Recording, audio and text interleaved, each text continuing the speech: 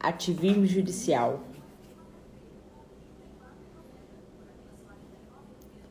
Olá, amigos, boa noite. Tudo bem? Nancy, Pedro, Ana. Deixa eu só ajeitar aqui a câmera, gente. Está um pouquinho torto. Marina. Bebê tá bem, graças a Deus. Tô grávida de 4 meses, né? Tá bem, com a graça de Deus. Tudo indica, né? Pela última ultra, tudo indica que é um meninão. Davizinho, nosso Davizinho tá a caminho. Olha quem entrou aí, nosso querido amigo Taiguara. Vou colocá-lo pra dentro. E falar em bebê, gente, tem que mostrar pra vocês o que a minha mãe está fazendo. A vovó do neném. Olha aqui, gente, vou mostrar pra vocês. Essa é minha mãe. Olha, minha mãe tá fazendo um bordado. Viram, queridos? Então minha mãe tá bordando aí pro nosso neném. Na verdade, ela tá fazendo um que é pra uma menina, na verdade, que pediu, e o outro é pro neném. Vamos lá, colocar o nosso amigo Taiguara pra dentro.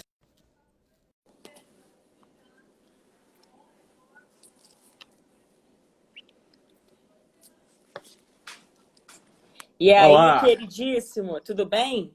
tudo bem? Graças a Deus. E você? Tudo ótimo. Que bom recebê-lo aqui no nosso canal. Tava faltando sua Prazer é todo presença, né? Vamos meu. combinar. E ó, tem que dizer Prazer é uma todo coisa. meu. Pode Pode falar, não, dizer. fala.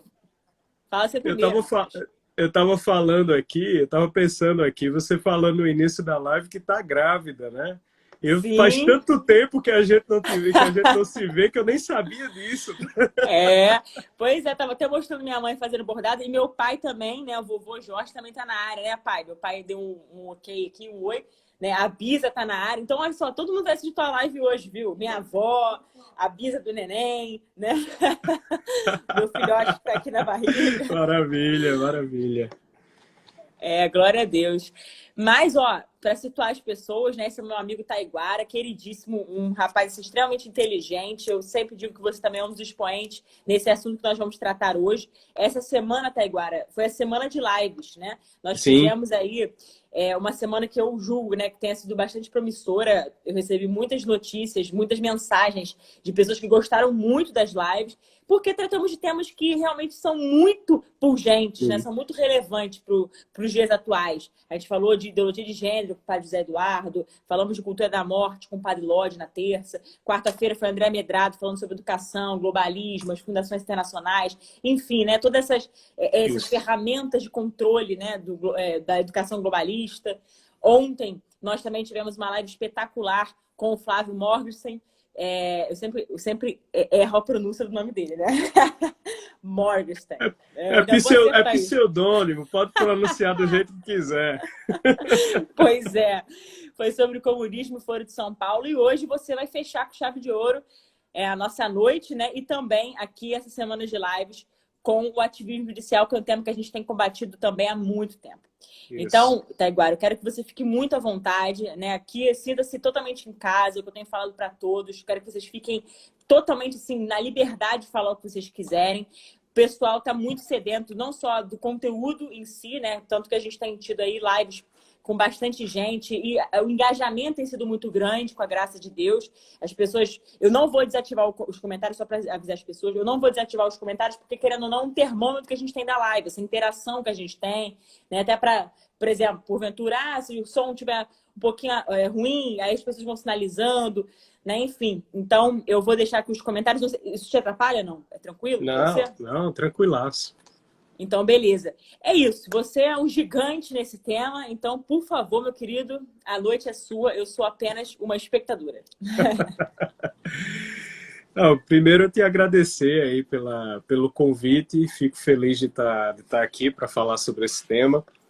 A Cris, para todos vocês aí que estão nos assistindo, é uma amiga muito querida. A gente se fez amigo, né, aqui no meio dessas lutas todas, e de uma hora para outra assim, a amizade surgiu e se tornou bem firme, né? E mas o que eu acho interessante, eu já te falei isso uma vez, é que eu usei um exemplo de um vídeo seu numa palestra minha sobre ativismo judicial, não é? Quando a gente nem se conhecia ainda, e você talvez nem imaginasse em ser deputada algum dia, né?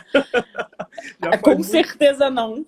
Pois é, já faz muito tempo aquilo ali. E eu usei aquele vídeo, um vídeo teu falando sobre a questão do aborto para o ministro Barroso, e aquilo ali justamente numa palestra sobre ativismo judicial, porque naquela situação você tinha frisado, né, em relação a essa questão, que para nós aqui no Brasil é a questão que mais torna sensível o tema do ativismo judicial, não é? A situação do aborto. Você frisou uma peculiaridade no tema que todo mundo deveria atentar, não é? Quando a gente começa a falar sobre ativismo judicial, muita gente acredita que nós estamos defendendo, né, um judiciário fraco. E essa é a primeira... Você sabe, as coisas a gente só consegue compreender a essência delas quando a gente analisa as suas distinções, né? Que as suas propriedades e diferenças específicas em relação a outras coisas similares ou completamente distintas, né? Quando a gente tem domínio das distinções, então a gente entende o que realmente é algo. E no caso do ativismo judicial, existe muita confusão sobre o termo, né?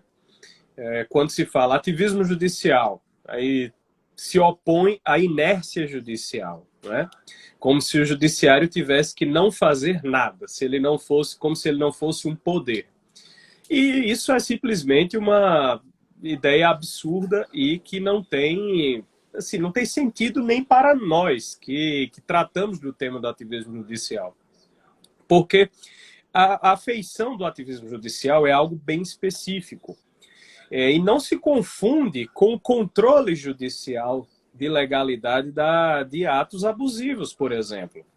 Ora, se você tem um abuso de direito cometido por quem quer que seja, inclusive pelo Estado, inclusive pelo poder público, a quem você recorre? Você recorre ao judiciário. Isso é evidente, né? Você tem de recorrer ao judiciário porque cabe justamente ao judiciário, diante de uma lesão, reparar a lesão. Então, fazer o equilíbrio entre os dois pratos da balança, né?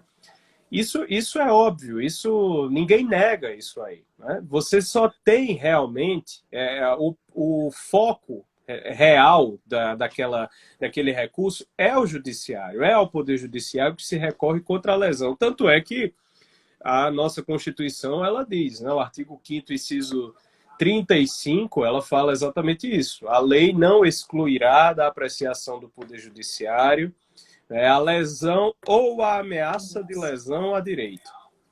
E essa é um dispositivo que, na Constituição atual, ele tomou uma forma também específica em relação às constituições anteriores. Porque a Constituição de 46, a Constituição de 67 e a Emenda Constitucional de 69, eles não contemplavam a questão da ameaça ao direito, não é? Contemplava apenas a questão da lesão ao direito. Quer dizer, uma pessoa só poderia se socorrer do judiciário quando ela realmente já tivesse experimentado a lesão. Ela não podia prevenir a ofensa, aquele bem, aquele patrimônio jurídico que ela tinha, se fosse, né, algo vindo do poder público, por exemplo. Então, a ameaça não era contemplada ali como algo que pudesse ser tratado pelo judiciário. Só podia ser tratada a lesão especificamente. Mas a Constituição atual, a meu ver, numa melhora positiva, ela contempla também a ameaça de lesão. Quer dizer, se existirem indícios de que o poder público ele pode estar afetando o patrimônio jurídico de alguém, ou pode vir a afetar o patrimônio jurídico de alguém, então já é possível recorrer ao Poder Judiciário. Isso aí é o que nós conhecemos como princípio da inafastabilidade de jurisdição, né? Agora, alguém vai negar isso? Ninguém nega isso. Isso aí é a competência própria do Poder Judiciário, né? Como há aquele caso famoso lá dos Estados Unidos, né? O Marbury versus Madison, né? Que o Chief Justice, ele disse exatamente isso, né? A interpretação da lei é a competência própria do judiciário. Nós sabemos disso. Então, quando se fala contra o ativismo judicial, você não está falando contra controle de legalidade ou realmente da constitucionalidade, que também é uma possibilidade no nosso ordenamento, como nós sabemos. Agora, o próprio ordenamento jurídico, ele nos traz as balizas de controle, né? Quando é que é possível realizar esse controle? Quando você pega lá na lei, que eu acho uma lei muito bem escrita também, a Lei da Ação Popular, né? Que é a Lei 4.717 de 1965. Então, quando você pega lá o artigo 2º, ele enumera 5 situações em que, por exemplo, um ato do poder público, qualquer que seja ele, qualquer órgão do poder público que seja, 5 situações em que eles poderiam ser declarados ilegais em uma ação popular, mas essa definição é tão perfeita, ela até hoje ela é tão juridicamente, tecnicamente, né, correta, que ela é utilizada para diversos outros assuntos, né? Diversos outros temas. Então, quando você pega lá, eles dizem o seguinte: são nulos os atos lesivos ao patrimônio das entidades nos casos de incompetência, e embaixo define o que é incompetência, quando o ato não se incluir nas atribuições legais do agente que o praticou. Ou seja, se você tem uma situação que só pode, pela lei, ser praticada por determinada pessoa. E aí vem outro e se incumbe no poder de praticar aquilo, é óbvio que isso é um abuso. A quem você vai recorrer em relação a isso aí? Você vai recorrer ao Poder Judiciário para controlar a legalidade daquilo ali. Não é? Depois vem o vício de forma, quando não segue as formalidades indispensáveis ao ato. Quer dizer, quando tem, para garantir a seriedade do ato, a lei até diz isso, né? Então, quando para produzir um ato sério, né, para produzir um ato que as pessoas olham e digam tem legitimidade isso aqui para ser cumprido, ele tem que seguir algumas formalidades. Você sabe disso melhor do que ninguém, porque você é deputado. Então, para produzir uma lei, né, tem que seguir o devido processo legislativo. Isso não existe outra forma de produzir lei. Depois vem a ilegalidade do objeto, quer dizer, o próprio objeto que é tratado naquele ato administrativo, naquele ato do poder público, ele precisa ser legal. Você não vai fazer um ato administrativo, por exemplo, determinando que alguém seja estuprado. É óbvio que isso não pode acontecer. É óbvio que não pode acontecer. É mais do que evidente. Por quê? Porque é um crime terrível. Então, por ser um crime terrível, não pode ser objeto de um ato do poder público, permitindo aquilo ali, né? Induzindo aquilo ali. É evidente. Então, a legalidade do objeto também é um meio de controle, né? Também é um critério de controle. Aí vem a inexistência dos motivos. O que é a inexistência dos motivos? Diz a lei que é quando a matéria de fato ou de direito em que se fundamenta o ato é materialmente inexistente ou juridicamente inadequada. Quer dizer, quando não tem justificativa. Não é? Se você pega lá um ato, sei lá, determinando a apreensão de celulares de não sei quem. Né? Olha, eu vou apreender os celulares de fulano e tal. Por quê? Porque eu quero. Então, isso não é motivo. Então, se não tem motivo, o ato é ilegal. E, por último, vem um dos que eu acho mais interessantes, que é o desvio de finalidade. O que é o desvio de finalidade? É quando o ato ele segue tudo isso aí. Então, ele vem da autoridade competente, ele seguiu todas as formalidades, ele tem um objeto legal, aparentemente não tem nada de errado ali, né? Ele tem uma justificação, Tá tudo certo no ato. Qual é o problema dele? O problema é que o fim que ele declara que quer atingir, na cabeça de quem o emitiu é outro. Então, digamos que alguém, né,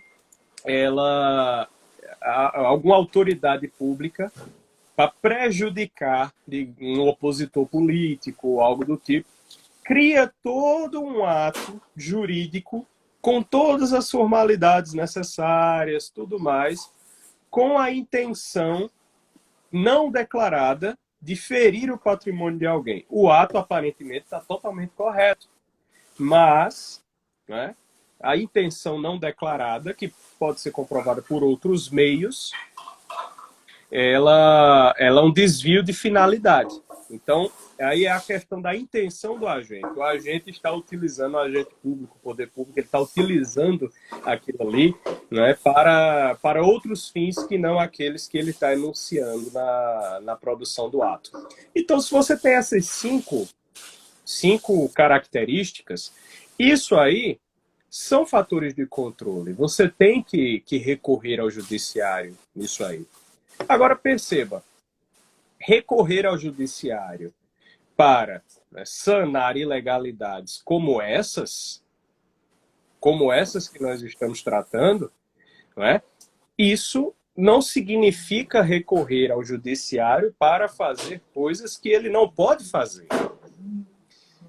Lá no artigo 49, no inciso 11 da Constituição, o inciso 11 e o inciso 10º, de agora de cabeça não me lembro, existe uma competência dada ao Congresso Nacional para impedir, né, ou para preservar a sua competência legislativa em face da competência legislativa de outros poderes, né? Em face da competência normativa, não é nem competência legislativa. Lá o dispositivo diz competência normativa. Quer dizer, os outros poderes têm alguma possibilidade de fazer norma. O presidente pode fazer decreto, né? O Supremo propõe o regimento interno, né? E por aí vai. Mas eles não têm competência legislativa. Essa discussão está muito acesa lá nos Estados Unidos, porque lá eles estão tendo um problema faz várias décadas, eles estão tendo um problema com órgãos administrativos.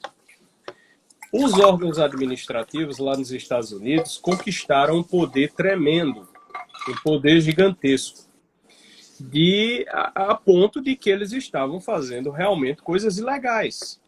Ou seja, quebrava sigilo bancário das pessoas, né, e espionava comunicações. Isso durante o governo Obama foi foi uma farra, né? Hoje estão investigando lá. Um dos grandes problemas das investigações atuais, um dos grandes motivos de investigações atuais contra o ex-presidente Barack Obama é justamente esse. Né? O fato de que ele estava usando órgãos administrativos para investigar pessoas comuns, inclusive Donald Trump, que à época era candidato. Então ele estava utilizando os órgãos administrativos para isso. Agora, lá eles têm esse problema do crescimento exorbitante desses órgãos do executivo, da administração pública, e esses órgãos estavam também normatizando as coisas. Então, o que é que estava acontecendo lá nos Estados Unidos? O legislativo, para não ter problemas com os eleitores, estava evitando as discussões reais sobre as coisas. Então, o legislativo, ele tomava as chamadas soluções de compromisso e fazia um texto maravilhindo, né, como se diz. Aqueles textos assim que diz, nós vamos acabar com a pobreza nos Estados Unidos e todos serão ricos daqui para frente. Aí no final do texto diz, caberá à agência reguladora de pobreza e riqueza definir as normas, né, sobre isso aí. Ou seja, ele anuncia um princípio, né, anuncia uma intenção, uma finalidade bela, né, muitas vezes contraditória, sem enfrentar a questão para quê? Para agradar gregos e troianos. Então, um deputado, né, comunista vai pegar um texto desse e vai dizer para os eleitores dele: olha, eu votei a favor do fim da pobreza. Né? E um deputado que não seja comunista, seja lá de que vertente for, vai pegar esse texto aí e vai dizer: olha, a gente votou aqui pelo fim da pobreza porque todo mundo tem que ser rico, né? Todo mundo sendo rico, todo mundo vai ter dinheiro para comprar o que quiser, né, das empresas de vocês. Né? Então, você pega um texto que não diz nada, e porque ele não diz nada, ele pode ser utilizado para justificar qualquer coisa. Então, quando essas coisas, você deve ver isso constantemente, né? Essas soluções de compromisso lá dentro do Poder Legislativo, né? Isso é algo que acontece muito.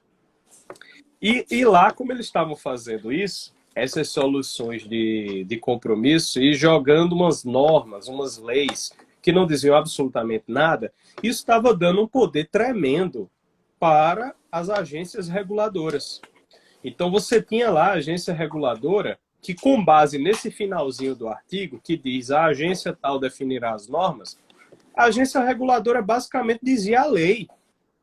Então, quer dizer, você tem um órgão administrativo com poder de definir a vida das pessoas. Agora, qual é a grande questão aí? É que as pessoas elegeram os deputados. Elas não elegeram os técnicos e os diretores de uma agência reguladora. Na verdade, as pessoas não sabem nem o nome dessas pessoas das agências reguladoras. Se eu perguntar para alguém qual é o nome do diretor da ANP, ou da Agência Nacional de Energia Elétrica, a ANEEL. ANEEL. O pessoal vai perguntar o que é isso, o que é a ANEEL, o que é a ANP, entendeu? A maior parte das pessoas não sabe quem são essas pessoas, não sabe nem que isso existe. Agora, as pessoas sabem, por exemplo, que até um tempo atrás era a ANP, até um dia desse, era a ANP que impedia os produtores de etanol de vender diretamente para o posto de gasolina, para o posto de combustível, não é? O etanol, e que por causa dessa proibição de vender diretamente ao posto de combustível o etanol, se tornava mais caro para eles abastecerem os carros. As pessoas sabiam disso? Elas não sabem. Elas não sabem. Mas quem é que define isso? É um legislador? Não, quem definiu isso foi uma agência reguladora, que ninguém sabe nem, né, o que é que existe. Qual é o problema que isso traz? Primeiro, as pessoas não sabem quem cobrar. Segundo, isso gera um controle de poder onde tudo se resolve na base do arrumadinho. Porque você tem lá um meio, né, controlado em que o poder é exercido ali. Então, quem tem acesso àquele meio é que consegue, né, realizar os seus intentos. Isso aí é chamado até de capitalismo de coroa, né, dos amigos da coroa. Crony capitalism. Então... Desculpa. Sem Não é coronavírus. Graças a Deus. Graças a Deus. Tá, porque eu já tive coronavírus. Eu peguei. Ai, meu Deus, sério? Foi. Você tá no Rio, não tá agora? Sim, sim. Não, você no Rio de Janeiro não tá tendo problema com isso, graças a Deus. Mas eu aqui na Paraíba já tive coronavírus. Eita. Não, mas eu conheço bastante gente que já teve também. É porque, assim, a gente está em regime de home office, né? Em razão da pandemia, etc. Uhum. Votação remota. Aí, como eu tô, assim, evitando ao máximo de sair, talvez essa exposição, né? Enfim, dificultada, digamos assim. Por isso que eu também tô conseguindo me preservar para não pegar o Covid. Mas muitas pessoas que eu conheço já pegaram já. A gente pegou aqui, tanto eu quanto minha esposa. Mas melhoramos. Estão imunes, né? Estamos imunes. Isso aí já vai fazer 2 meses já. Então, graças a Deus, foi e passou. Resistimos. Mas, como eu dizia, então você pega você tem uma situação em que várias pessoas não eleitas, elas começam a definir a vida das outras pessoas. E isso lá gerou um problema tremendo, porque os americanos têm muito apreço, não é, por eleger as pessoas que vão definir quais são os rumos das suas vidas. Lembremos que toda a Revolução Americana, aquela coisa toda que foi feita, que levou à independência dos Estados Unidos, surgiu justamente com um grito de no taxation without representation. Quer dizer, sem nada de tributação se não houver representação. Então, eles queriam ter a representação nas cortes, diante das cortes, para poder ser cobrado o tributo deles. Então, eles têm um apreço muito grande por isso aí. E acabou gerando um debate tremendo lá nos Estados Unidos em relação a isso. Poderes não eleitos, órgãos não eleitos, definindo a vida das pessoas com competência legiferante, porque o parlamento não quer decidir as coisas que tem de decidir. Quer dizer, o parlamento está evitando as questões que ele deveria tratar. Agora, o que é esse evitar as questões? É simplesmente o parlamento tomar uma decisão de não, nós entendemos que isso não deve ser tratado. Não, não é isso. É o parlamento fingir que está tratando algo e, na verdade, não dizer nada, com soluções de compromisso, normas programáticas, né, redações abertas, que dão aos órgãos burocráticos a competência de definir as coisas de forma legiferante. Aí ele está abrindo mão, da mesma forma como o judiciário tem uma competência própria, interpretar as leis, o parlamento também tem uma competência própria, o legislativo tem uma competência própria, fazer as leis. Então, se o legislativo delega essa competência, ele está abrindo mão de si próprio, é indelegável. Não pode fazer isso. Não, ele deixa de ser legislativo. Isso é algo também evidente. Como lá gerou esse problema todo, começou-se a estudar, né, como resolver isso. E uma das maneiras, né, que eles perceberam, né, que poderiam utilizar contra os abusos dessas agências reguladoras, dos órgãos administrativos e das burocracias reinantes, era o recurso devido ao judiciário. Quer dizer, provocar o judiciário para conter aquilo que lá eles chamam de quarto braço do Estado. Eles chamam de quarto poder. O que é o quarto poder? O quarto poder é uma burocracia estatal tão grande que ela hoje é independente até do poder que a criou, que no caso é o executivo. Então você tem uma burocracia. Isso no Brasil é uma realidade abissal, né? Porque você tem uma burocracia que é concursada, não é? Todo efetiva, que inamovível, tudo mais, garantias que foram conferidas aos servidores públicos, mas que também servem para criar uma espécie de poder à parte. Então há também um jogo de interesses aí, né? Há um conflito, como se diz, né? Que precisa ser sopesado. Então lá eles viram esse problema. Então o que eles resolveram? O que eles disseram? Não, tem vários estudos sobre isso. Eu tenho aqui atrás uma série de livros que os americanos estão escrevendo sobre esse tema. Um deles é esse daqui, ó. The Administrative Threat. A ameaça administrativa. Quer dizer, o que é que se procura estudar nesse livro aqui, do Philip Hamburger? Ele trata justamente de como a administração pública pode ser uma ameaça, não é? Às garantias das pessoas, aos direitos das pessoas, porque a administração pública começa a legislar sobre elas e não pode fazer isso. E aí tem um outro livro que tá bem embaixo de outros aqui, que eu guardo meus livros deitados, porque são tantos que não dá para guardar em pé mais. Eu tenho que guardar deitado. Então, tem um outro aqui chamado Judicial Fortitude, que é de um cara que foi assessor do Reagan. E ele diz o seguinte: a única maneira de você fazer um controle devido dos órgãos burocráticos é o recurso ao judiciário. Então você tem que recorrer ao judiciário para ele fazer isso, para ele poder controlar. Mas esse mesmo cara, ele discute o outro problema. Qual é? Na hora que você recorre ao judiciário, você também tem de estar preparado para o problema do ativismo judicial. Porque pode ser, e aí é uma questão que ele se coloca, pode ser que o judiciário, nós vimos que os atos têm todos aqueles problemas de ilegalidade, vício de competência, pode ser que o judiciário pratique isso. Então não está imune, né? Ele não está imune. Logo, você tem aí um problema de né, equilíbrio entre o que é o controle de legalidade genuíno, a interpretação da lei, e o judiciário, que é ativista. Quem tratou desse assunto foi um ministro da Suprema Corte Americana, que lá ele chama Justice, né?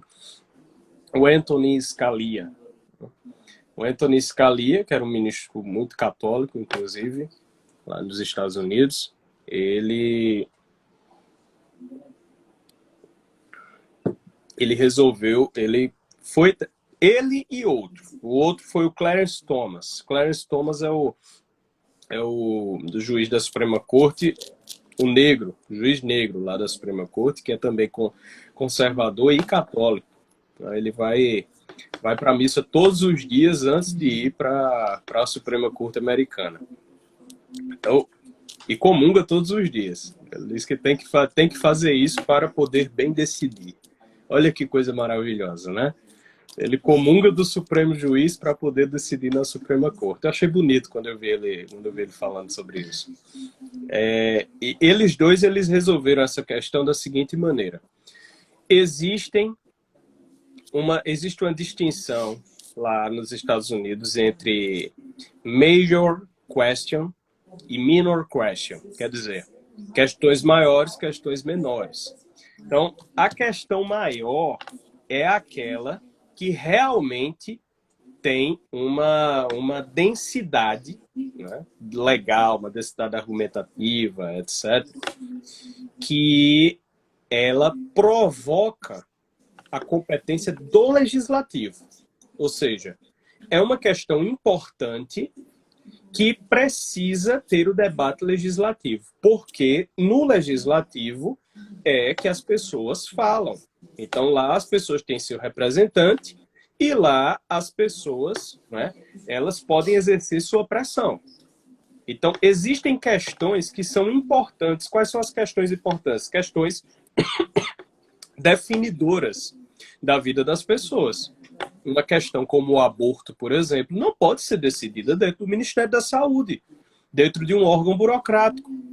Ela não pode ser decidida no Conselho Nacional de Saúde, que é um órgão burocrático.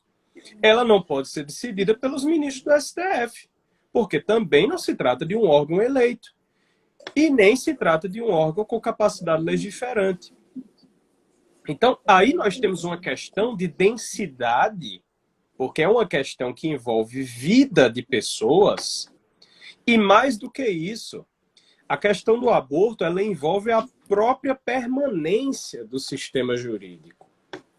Isso é uma coisa que eu tenho insistido muito, para que as pessoas comecem a perceber que o aborto, ele não é apenas você defender a vida de uma criança.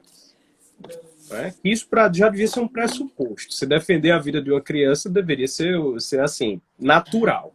Né? Mas como nós estamos numa época, né, onde tudo se inverteu, cabeça para baixo, então a gente precisa começar a provar que essas coisas devem ser feitas. Mas a questão do aborto, ela é mais do que isso. A questão do aborto, ela envolve a própria razoabilidade, a própria permanência de todo o sistema jurídico. Por quê? Porque se você não nasce, não há direito nenhum. Isso é algo assim, é evidente. É evidente. Se você não nasce, você não tem direito nenhum. Logo, deixar ao arbítrio de quem quer que seja uma pessoa comum, eu, né, uma mãe, ou o Estado, ou um médico, ou um juiz, ou o que quer que seja, deixar ao arbítrio dessas pessoas decidir quem vai viver, quem vai morrer no ventre, ou seja, quem vai nascer, isso aí significa transformar o direito não mais num sistema de garantias, mas num sistema de permissões. E quando você tem um sistema de permissões, você tem direitos que são concessões do Estado. Quer dizer, o Estado é que decide se você tem direitos ou não. Não é mais você que tem direito. É o Estado que permite que você tenha esses direitos. Então, você permitir o aborto é uma questão de densidade porque coloca em risco todo o sistema jurídico, já que se você evita que alguém nasça, essa pessoa nada mais tem direito. Não existe mais direito se a pessoa não nasce. Tanto é que o Miguel Reale, quando ele escreveu o Código Civil de 2002, ele coloca lá que os direitos, né, eles começam com o nascimento, mas são protegidos desde a concepção. Aí, às vezes, a gente fica perguntando, como é isso? Como é que o direito começa no nascimento é protegido desde a concepção? A Maria Helena Diniz, ela vai explicar, ela vai interpretar isso aí, ela vai explicar que direitos patrimoniais começam com o nascimento. Mas os direitos de personalidade já se iniciam com a concepção, porque já há uma pessoa. Ela não tem capacidades patrimoniais. Ela tem expectativa de direito patrimonial no ventre. Mas ela já tem direitos de personalidade. Tanto é que seria possível, por exemplo, ela hipoteticamente cogita isso, seria possível, por exemplo, processar por danos morais. Uma criança no ventre processar por danos morais. Porque ela não pode ser ofendida, né, dentro do seu âmbito de personalidade, já que é uma pessoa. Então, isso aí é muito significativo, porque todo o sistema jurídico se ampara nisso. Né? Todo o sistema jurídico, se você tira isso aí, se você apaga isso no meio, você não tem mais sistema jurídico, já que não tem mais direito nenhum se a pessoa não nasce. Quem me abriu os olhos para isso foi a resposta do Ronald Reagan, né, aos abortistas, de que é muito fácil defender o aborto porque você já nasceu. Então, como você nasce, você pode defender o aborto. Mas, se você não tivesse nascido, se tivesse sido abortado, você não defenderia nada. Você não defenderia aquilo ali. Né? Logo, todos aqueles que defendem o aborto, eles não têm a legitimidade para tanto, porque eles não foram abortados. Então, eles não gostam de falar tanto aí em lugar de fala. Né? Eu, homem, não posso falar sobre aborto porque eu não tenho lugar de fala.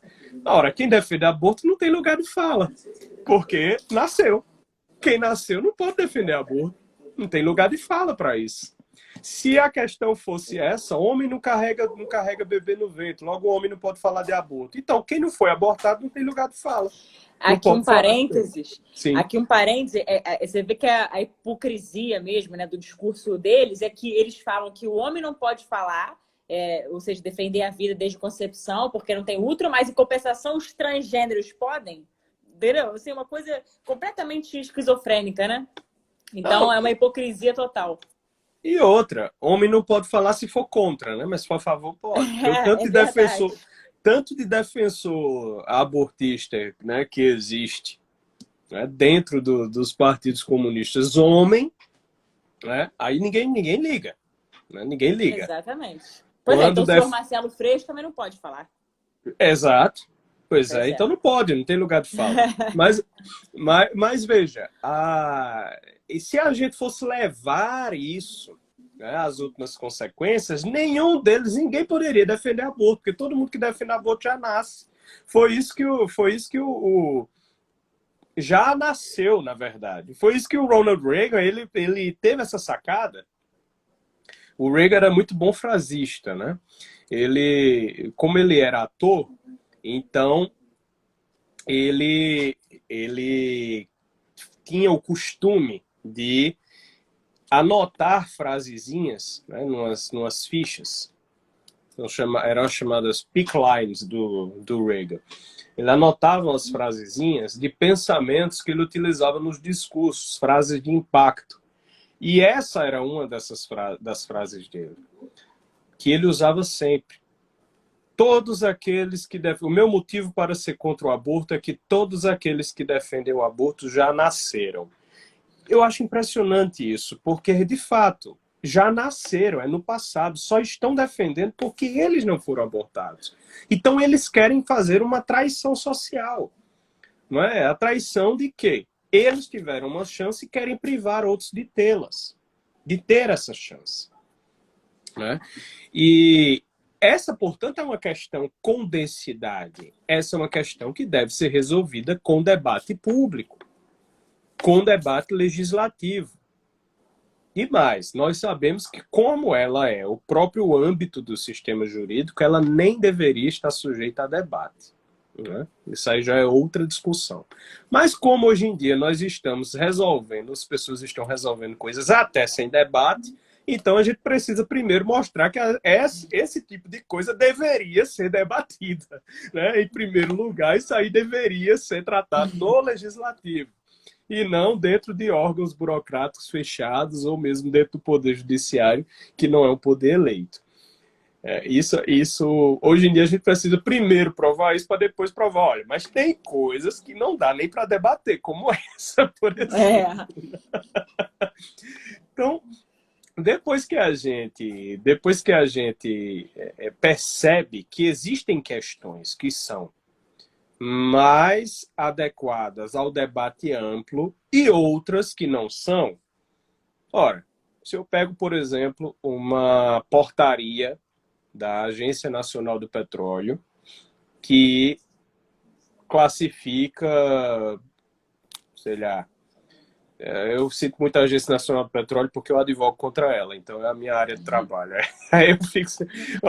Tem uma coisa na Agência Nacional do Petróleo que se chama instalação, né? Aí instalação de embarque. Aí no Rio de Janeiro vocês são cheios dessa, é o que dá direito a royalties, né? Essas instalações elas são utilizadas para produção de petróleo, né? Produção, extração, retirada do petróleo de um lugar para outro, assim, sendo bem grosseiro, não vou entrar em termos técnicos aqui. Mas digamos que tem uma portaria lá da Agência Nacional do Petróleo que, de uma hora para outra, ela diz, até ontem essa instalação aqui era considerada como sendo geradora do direito a royalties. E a partir de amanhã já não será mais. Opa, peraí. Então aí você tem um problema para o estado do Rio de Janeiro, você tem um problema para os municípios. Por quê? Porque tem gente que já está contando com aquele recurso ali e vai ter um problema de uma retirada súbita. Né? Então aí você tem uma questão de segurança jurídica. Onde é que você vai resolver isso? Você vai resolver no judiciário. Pronto. Essa é uma questão de densidade menor que a lei já respondeu, porque já existem disposições na Constituição, existem disposições na legislação sobre a transição das coisas, sobre transição de situações, transição de normas, né? Legislação sobre classificação desse tipo de situação. Então, como você já tem isso, onde é que você vai resolver? No judiciário. Isso aí não é uma questão que precise de um impacto maior, né? E aqui eu estou dando um exemplo bem grosseiro apenas para que as pessoas possam diferenciar questões que têm uma densidade e questões que têm outra densidade. Isso lá nos Estados Unidos, quando eles frisaram essa diferença entre aquilo que merecia debate e aquilo que poderia ser tratado, né, por um órgão burocrático e também, né, pelo judiciário, para resolver esses assuntos, quando eles fizeram esse tratamento da questão, então eles distinguiram o âmbito próprio de cada lugar, de cada poder. Né? Quer dizer, o poder legislativo é esse lugar em que há o debate para você resolver questões cuja densidade afeta a vida de toda a população. E o Poder Judiciário é o lugar adequado para fazer o controle daquilo que, mais abaixo, viola isso que tem maior densidade. Quer dizer, quando você tem um ato de baixo violando justamente o que foi resolvido aqui, aí você leva para o Judiciário. Ele é o árbitro disso aí. Então, com isso, eles criaram um critério, né, para poder separar o ativismo, que seria o ativismo judicial, do que seria controle judicial. E agora, vamos dizer, essa teoria é a mais aceita lá? Está dividido. Os Estados Unidos, eles têm uma Suprema Corte que eles também têm problema com o ativismo judicial, bastante. E um dos motivos das últimas nomeações de Donald Trump foi exatamente esse, né? Conter o ativismo judicial ao mesmo tempo que contém esse poder exorbitante de órgãos burocráticos. Então, ele precisava de nomeações, que esse foi o motivo dele ter nomeado o Neil Gorsuch e o Brett Kavanaugh, que são os dois que ele nomeou até agora, né? Está na perspectiva de nomear um terceiro, porque tem uma juíza de lá da Suprema Corte, que está bem velhinha ela, feminista, Ruth Bader Ginsburg. Então, quando ele foi considerar essas nomeações, ele considerou isso. Isso já era matéria de campanha, inclusive. Porque as pessoas exigiam uma resposta do presidente da República em relação ao ativismo judicial e a burocracia. Você tinha uma burocracia intervindo na vida das pessoas e tinha, ao mesmo tempo, um judiciário que estava legislando. Então, as pessoas lá nos Estados Unidos estavam exigindo do presidente da República que tratasse dessa matéria. E ela vinha sendo evitada por outros candidatos presidenciais.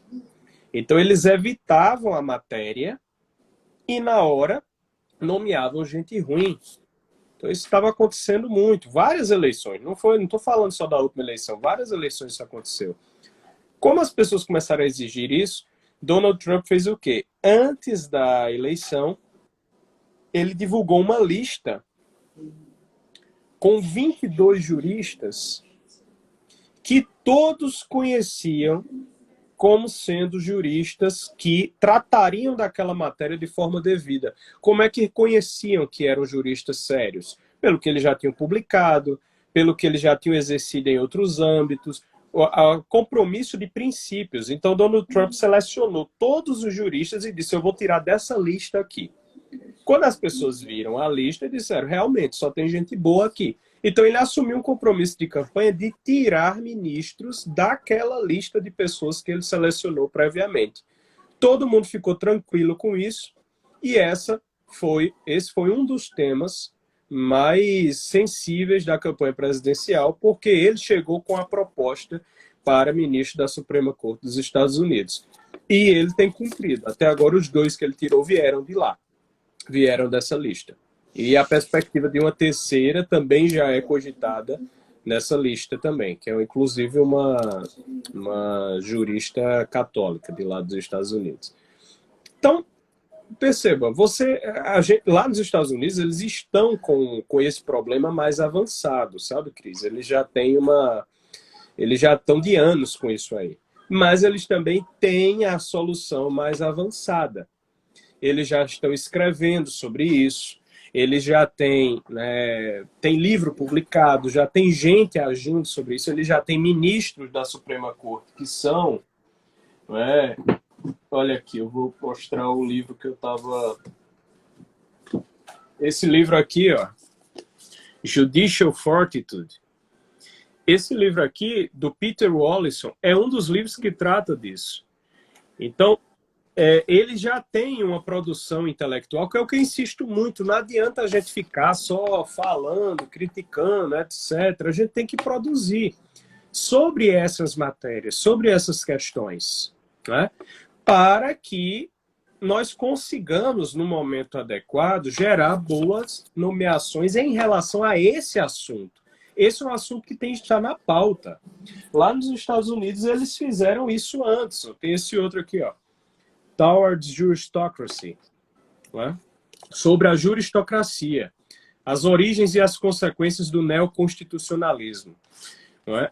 Esse daqui não é nem de lá, mas é publicado lá nos Estados Unidos. Então, eles colocaram o assunto em pauta para que depois do assunto colocado em pauta eles pudessem transformá-lo num assunto com densidade, inclusive eleitoral.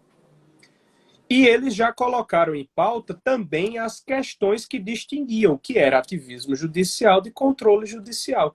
Então, minha gente, quando a gente critica o ativismo judicial, a gente não está criticando o poder judiciário.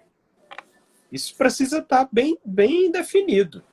Pelo contrário, eu adoro um judiciário que seja realmente um judiciário forte, que exerça suas competências, porque eu sou advogado. Então, eu preciso de um judiciário, né, que exerça suas competências. Eu sou advogado. Né, eu tenho... E todas as...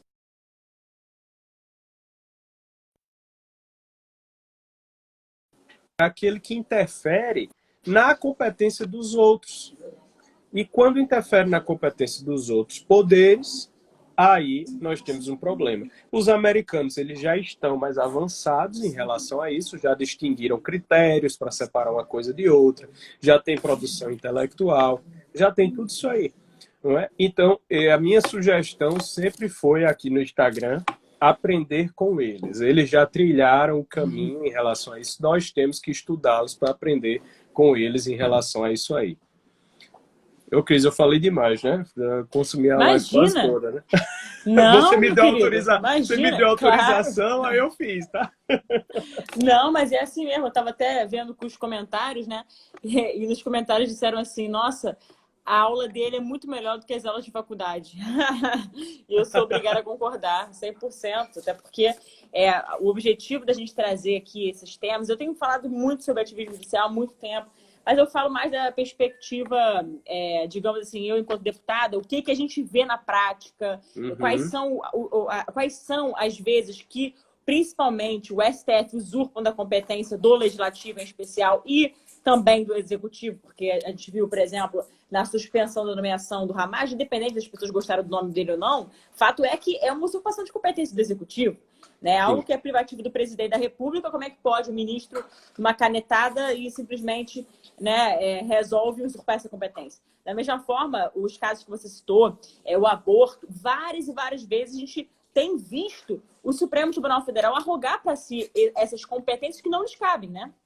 Então, o objetivo da gente trazer essa live aqui, né, de falar sobre ativismo judicial de uma forma mais conceitual, didática, como você fez, é justamente abrir também a mente das pessoas para que elas compreendam os termos, que elas compreendam o que é, e justamente para que não fique aquela pecha. Ah, então vocês são contra o judiciário? Não é nada disso. Por isso que eu achei muito feliz que você falou, fiquei feliz, né, com toda a sua exposição e já sabia, obviamente, né, do seu gabarito, já sabia totalmente, né, do seu conteúdo, que é magistral, aquilo que você passa, a forma que você transmite com muita didática, né, é bem professoral mesmo. Eu tenho uma professora dentro da minha casa, quer dizer, da minha casa. Digo assim, né, minha mãe é professora e tal, minha casa é cheia de professores, né, minha família, não minha casa, mas minha família, meu marido também é professor, né, de educação física, mas não deixa de ser. Então, querendo ou não, é meu universo também. Sim. Então, a gente poder, de algum modo, transmitir esse conteúdo mostrando, porque é algo que talvez as faculdades de Direito, muitas delas, não tenham demonstrado. Por quê? Porque eu fico até pensando, né? Imagina uma universidade, né, que vai dar, por exemplo, uma aula de Direito Constitucional. Como é que você vai explicar para o seu aluno que, por exemplo, existe o princípio da reserva legal se o próprio STF, que deveria ser, né, o guardião da Constituição, é o principal violador do princípio? Como o caso da criminalização da homofobia, né? Sim. Enfim, ele criando um tipo penal. Um tipo, né, penal. Sem lei. Então, assim, a violação da legalidade, do princípio, né? De princípios que são ali consagrados na Constituição Federal, né? Que são causas pétreas, o que ficou mais bizarro de tudo. Então, é necessário que a gente trate desse tema, que a gente enfrente, né, com muito destemor esse tema, sim, e diferenciando as duas coisas. Não significa que sejamos inimigos do Poder Judiciário, de modo algum. Até porque nós dois somos advogados. Antes de eu ser parlamentar, eu sou advogada. Então, como advogado, a gente trabalha com isso, nesse âmbito. Como é que a gente vai ser contra o Poder Judiciário, meu Deus do céu?